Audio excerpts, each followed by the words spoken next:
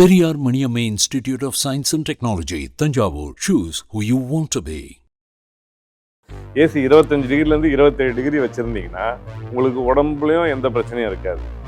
Normal temperature தான். வெளியில் போகும்போது உங்களுக்கு பாதிப்பு இருக்காது. அதே சமயம் நீங்கள் 17, 18 வைக்கும்போது ஓவர் சில்னஸ் இருக்கும். இந்த ஏசிலேருந்து நீங்கள் வெளியில் சடனாக போனீங்கன்னா உங்கள் உடம்பும் அது ஏற்றுக்காது.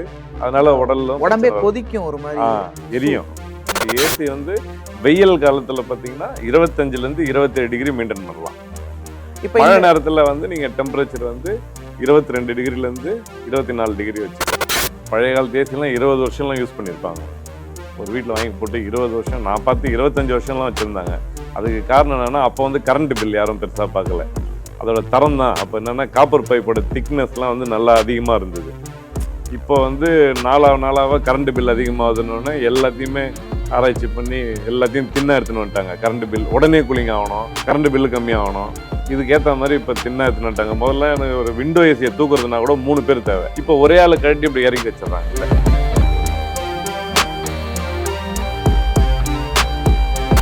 வணக்கம் சார். வணக்கம். இந்த ஏசி மெக்கானிக்கல் பிஸ்னஸில் வந்து நீங்கள் எத்தனை வருஷமாக இருக்கீங்க? எவ்வளோ எக்ஸ்பீரியன்ஸ் உங்களுக்கு இருக்குது? ஏறக்குறைய 34 வருஷமாக இருக்கேன். ஏசியில் ஒரு நார்மலாக எல்லாருக்குமே இருக்கிற ஒரு கேள்வி என்னென்னா, அதாவது இப்போ ஒருத்தவங்க வந்து எனக்கு இந்த ஏசி தான் வேணும் அப்படின்னு கம்பெனி வைஸாக போகிறவங்க நிறைய பேர் இருக்காங்க.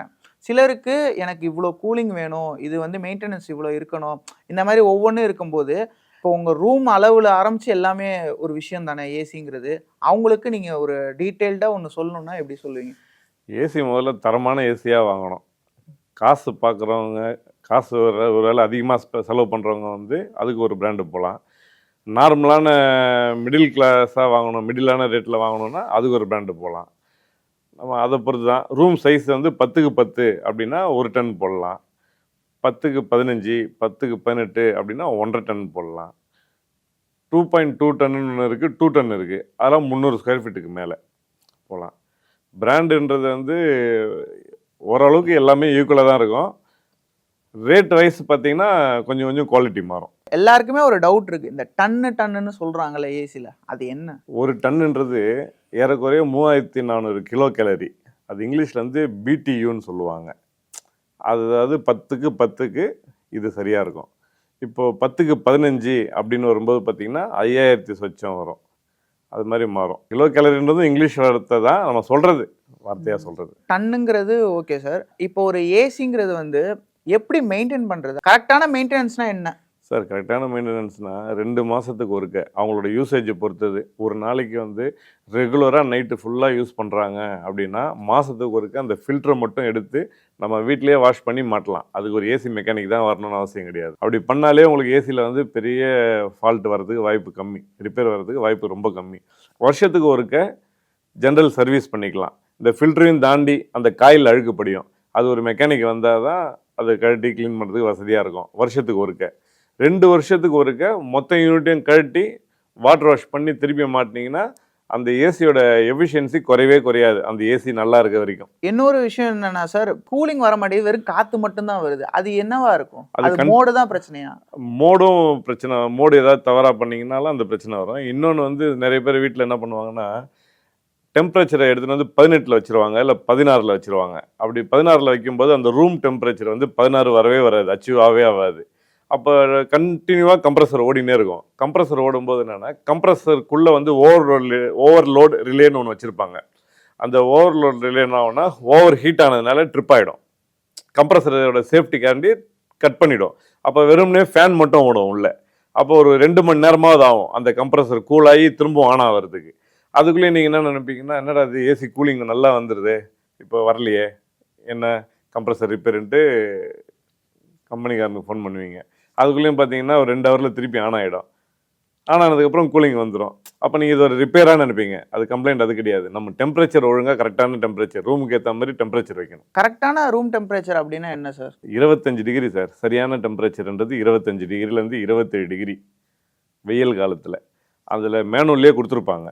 அது எதுக்காக அந்த 25 டிகிரி 27 டிகிரினா, நம்மளோட உடம்பு வந்து அதுக்கேற்ற மாதிரி கரெக்டாக இருக்கும். இப்போ நம்ம உங்களுக்கு சன்ஸ்ட்ரோக்கு இதெல்லாம் சொல்கிறாங்க பார்த்தீங்களா நார்மலாக. எதனால் அது சொல்கிறாங்க?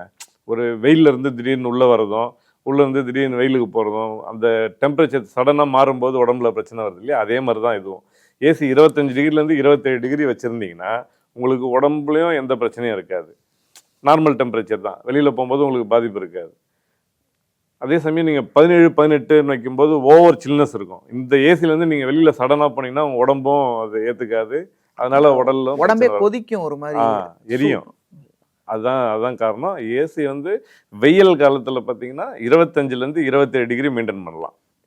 இப்போ மழை நேரத்தில் வந்து நீங்கள் டெம்பரேச்சர் வந்து 22 டிகிரிலேருந்து 24 டிகிரி வச்சுக்கலாம். இப்போ இந்த 25, 27ன்னு வச்சோம்னா நமக்கு அந்த கரெக்டான அந்த கூலிங் கிடைக்குமா? கிடைக்கும் கண்டிப்பாக. 25லேருந்து 27 வச்சிங்கன்னா நார்மலாக நல்லாயிருக்கும். நீங்கள் 27க்கு மேலே போகும்போது தான் உங்களுக்கு அந்த டிஃப்ரென்ஸ் தெரியும். ஓகே, 3 டிகிரி டிஃப்ரென்ஸ்லாம் ஆன் ஆகும் சார். இப்போ 25 டிகிரி வச்சிங்கன்னா 25 டிகிரி வந்தோன்னே யூனிட் ஆஃப் ஆகிடும், கம்ப்ரஸர் ஆஃப் ஆகிடும், ஃபேன் மட்டும் ஓடிட்டு இருக்கும்.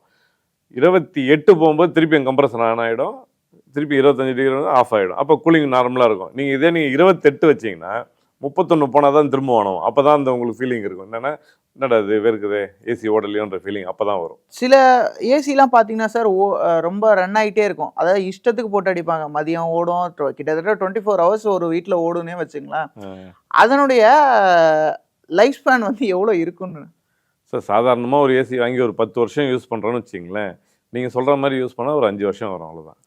இப்போ பழைய காலத்து ஏசிக்கும் இப்போ இருக்கிற ஏசிக்கும் வித்தியாசங்கள் இருக்குன்னு நினைக்கிறீங்களா? 100% இருக்குது.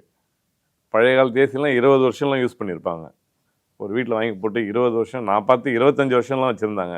அதுக்கு காரணம் என்னென்னா, அப்போ வந்து கரண்ட் பில் யாரும் பெருசாக பார்க்கல. அதோட தரம் தான். அப்போ என்னென்னா காப்பர் பைப்போட திக்னஸ்லாம் வந்து நல்லா அதிகமாக இருந்தது. இப்போ வந்து நாளாக கரண்ட் பில் அதிகமாகுதுன்னொன்னே எல்லாத்தையுமே ஆராய்ச்சி பண்ணி எல்லாத்தையும் தின்னா எடுத்துன்னு வந்துட்டாங்க. கரண்ட் பில் உடனே கூலிங் ஆகணும், கரண்ட் பில்லு கம்மியாகணும், இதுக்கேற்ற மாதிரி இப்போ தின்னா எடுத்துன்னு வந்துட்டாங்க. முதல்ல எனக்கு ஒரு விண்டோ ஏசியை தூக்குறதுனா கூட 3 பேர் தேவை. நான் வேலை செஞ்ச காலத்தில் ஒரு விண்டோ ஏசியை தூக்குறதுனா கண்டிப்பாக 3 பேர் தேவை. இப்போ ஒரே ஆள் கழட்டி இப்படி இறக்கி வச்சிடறாங்கல்ல, அதுதான் வித்தியாசம், குவாலிட்டி வித்தியாசம். இப்போ நீங்கள் ஒரு விண்டோ ஏசி வாங்கினீங்கன்னா அதிகபட்சம் எனக்கு தெரிஞ்சு ஒரு 5லேருந்து 7 வருஷம் நல்லா இருக்குது. அதுக்கப்புறம் பிரச்சனை கொடுக்குது. அப்போல்லாம் பார்த்தீங்கன்னா 10 வருஷம் கண்ணை மூடின்னு ஓடும். அதுக்கப்புறம் தான் ஏதாவது சின்ன சின்ன வேலைங்க வரும். அதுவும் நம்ம விண்டோ ஏசிலாம் போட்டுட்டு ஒரு 1/2 மணி நேரம் கழிச்சு ரூம்குள்ளே போயிட்டோம்னா அந்த கூலிங். என்னோட வீட்டில் ஒரு 1.5 டன் விண்டோ ஏசி பெட்ரூமில் போட்டு வச்சுருந்தேன். அதை வச்சா என்னோட ஹால் வரைக்கும் கூலிங் வரும். நைட்டில் குளிரும் எனக்கு. பெட்ரூமும் கூலிங் ஆகும், ஹாலும் கூலிங் ஆகும். 250 ஸ்கொயர் ஃபீட் கவர் பண்ணும் அது. இப்போ வர ஏசி அந்த மாதிரி பண்ணுமா? பண்ண விண்டோவில் வந்து டன்னு அந்த கணக்கு உண்டா? எல்லாத்துலேயும் அதே டன்னு தான், கிலோ கேலரி கணக்கு தான். விண்டோக்கும் ஸ்பிளிட்டுக்கும் என்ன வித்தியாசம் சார்? சார், விண்டோ ஏசியில் வந்து கம்ப்ரஸர் முதல் கொண்டு ஃபுல் செட்டப்பாக அதிலே இருக்கும். சத்தம் கொஞ்சம் அதிகமாக வரும். கம்ப்ரஸர் ஆன் ஆகிற ஆஃப் ஆகிற சவுண்டு விண்டோ ஏசியில் கேட்கும். ஸ்பிளிட் ஏசியில் பார்த்தீங்கன்னா கம்ப்ரஸர் நம்ம தனியாக வச்சுருப்போம், காப்பர் லைன் மூலிமா வெளியில் போயிடும். அப்போ அந்த சவுண்டு இருக்காது. சவுண்டு தான் வித்தியாசம். மற்றபடி கூலிங் எல்லாமே ஒன்று தான். இது வந்து ஸ்மூத்தாக ஓடும். ஸ்பிளிட் ஏசின்ட்டு சத்தம் இல்லாமல் ஸ்மூத்தாக ஓடும். விண்டோ ஏசி சவுண்டாக இருக்கும். ஓகே, வைப்ரேஷன் நாய்ஸ் இதெல்லாம் வரும். இப்போ எல்லாருக்குமே ஏசிங்கிறது ஒரு மிஷினை இப்படி ஆன் பண்ணோம்னா டெம்பரேச்சர் வச்சோன்னா கூலிங் வருது அப்படின்னு இருக்கும். நீங்கள் ரொம்ப எக்ஸ்பீரியன்ஸ்டான ஆள், அந்த ப்ராசஸ் பற்றி கொஞ்சம் சொல்லுங்களேன். அது எப்படி கூலிங் ஆகுது, ஏன், எதன் மூலமாக, எப்படி, என்ன? ஏன்னா மக்கள் எல்லாருக்கும் அது தெரிஞ்சாதானே அவங்களுக்கும் அதை பற்றின ஒரு ஐடியா இருக்கும். சில ஏசியில் கம்ப்ரஸர் இருக்கும். கம்ப்ரஸர்ன்றது நம்ம 2 வீலர் காரில் இருக்க மாதிரி தான். உள்ளே வந்து பிஸ்டன் இருக்கும். பிஸ்டன் பம்ப் பண்ணும்போது ப்ரெஷர் வந்துட்டு லோ ப்ரெஷரை வந்து ஹை ப்ரெஷராக மாற்றும் பம்பிங்கில். இந்த ஹை ப்ரெஷர் வந்து கண்டென்சேஷன் ஆகும். அதில் கண்டென்சர்னு ஒரு பொருள் இருக்கும். கண்டென்சர் உள்ளே போய் அந்த ப்ரெஷரில் போகிற கேஸ் வந்து வேப்பராக போகும். வேப்பராக போகிற கேஸ் வந்து லிக்விடாக மாறும். லிக்விடாக மாறி அது ப்ரெஷர் ஓவர் ப்ரெஷரில், இப்போ இவ்வளோ பெரிய பைப்பில் ஒரு கேஸ் போகுதுன்னு வச்சிங்களேன், இந்த இடத்துல ஒரு ஃபில்டர் மாதிரி இருக்கும், ஸ்டெய்னர்னு ஒன்று இருக்கும் ஏசியில். ஸ்டெய்னர் சென்ட்ரல் பிளானில் வந்து எக்ஸ்பென்ஷன் வால்வுன்னு சொல்லுவோம். ஸ்பிளிட் ஏசியில் விண்டோ ஏசிலாம் ஸ்டெய்னர்னு சொல்லுவோம். இப்போ இவ்வளோ பெரிய பைப்பில் போகிற கேஸ் வந்து ஒரு சின்ன ஒரு 2 mm இவ்வளோ தின்னான வழியில் பாஸ் ஆகும்போது என்ன ஆகும்னா பயங்கர சில்லுன்னு வரும் கேஸ். இங்கே வர சூடான கேஸ் வந்து இதை தாண்டும் போது பார்த்தீங்கன்னா, லிக்விடாக தாண்டும் போது சில்லுன்னு வரும். அந்த சில்லுன்னு போகிற அந்த காயில் இருக்கு இல்லையா, அந்த கேஸ் வந்து ஒரு காயிலில் இப்படி சரௌண்டிங் ஆகும். காயிலில் போகும்போது இப்போ அந்த ரூமில் உள்ள ஏர் வந்து அந்த காயிலில் படும். காயிலில் பட்டு அந்த ரூம் சில்னஸ் ஆகும். திருப்பி அதே கேஸ் தான் ரிட்டர்ன் வந்து கம்ப்ரஸருக்கு போகும்போது லோ ப்ரெஷரில் போவோம். ஹை ப்ரெஷரில் வெளியில் வந்து வேப்பராக வந்து திருப்பியும் லிக்விடாக மாதிரி சில்னஸாக மாதிரி திருப்பியும் கம்ப்ரஸருக்கு போகும். இது ஒரு சரௌண்டிங் தான், சர்க்குலேஷன் தான், ஒரே கேஸ் தான். அந்த 1 கிலோ கேஸ் தான் இப்படி சுற்றி சுற்றி வரும்.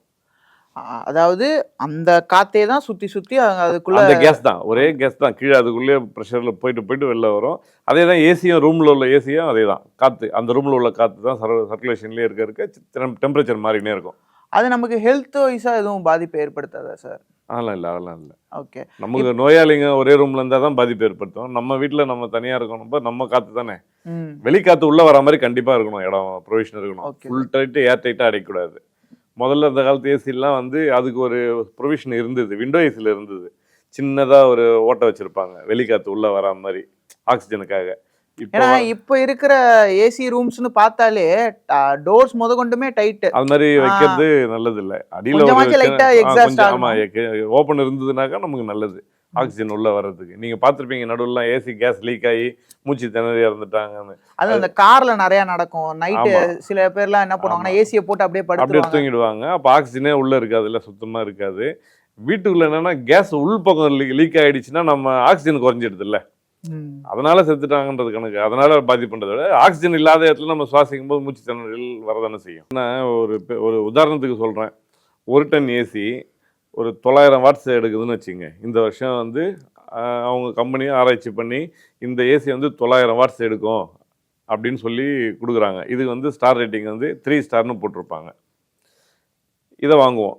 இன்னொரு ஏசி பார்த்தீங்கன்னா 1000 வாட்ஸ் எடுக்கும், அது வந்து 2 ஸ்டார்னு வைப்பாங்க. ஒரு உதாரணத்துக்கு தான் சொல்கிறேன், 1150ன்றது சிங்கிள் ஸ்டார்னு வாங்க. அப்படி எப்படின்னு பார்த்தீங்கன்னாக்கா ஸ்டார் ரேட்டிங் வந்து கூட வந்து வாட்ஸ் கம்மியாகும். அப்போ வாட்ஸ் கம்மியாகும் போது கரண்ட் பில் கம்மியாகும். இதுதான் 5 ஸ்டார்லேருந்து சிங்கிள் ஸ்டார் வரைக்கும் உள்ள ரேட்டு. இதில் வந்து நம்ம நார்மலாக 3 ஸ்டார் போட்டால் ஓகே நல்லாயிருக்கும். ஏன்னா 5 ஸ்டார்னு போகும்போது கரண்ட் பில் கம்மியாகிறது, கரண்ட்டு பவர் கன்சம்ஷனுக்காக கொஞ்சம் தின்னாக போட ஆரம்பிச்சிருவாங்க.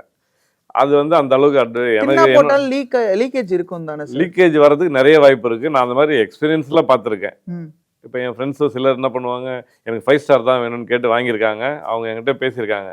2 வருஷத்தில் பார்த்தீங்கன்னா காயில் லீக்கு அந்த மாதிரி நிறைய கம்ப்ளைண்ட் வந்திருக்கு. இதே 3 ஸ்டார் போடும்போது நல்லா இருக்கு. தமிழகத்தின் அரசியல் புலனாய்வு வரலாறு நக்கீரன் பப்ளிகேஷன்ஸ். இந்த கோடை விடுமுறையை புத்தகங்களுடன் கொண்டாடுங்கள்.